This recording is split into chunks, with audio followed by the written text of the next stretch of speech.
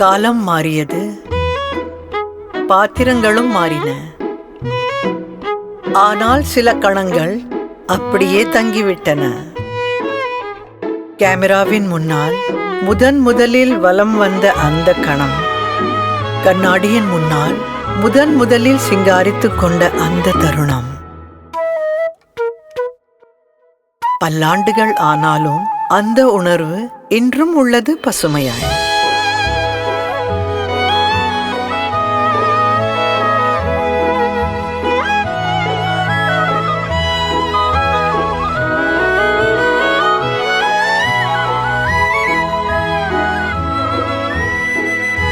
இதே உறவுதான் பெண்ணிற்கும் பொன் நகைக்குமான உறவு. ஒவ்வொரு முறையும் தோன்றும் முதல் முறை போல். ஹசானா, ஒரு புதிய உணர்வு.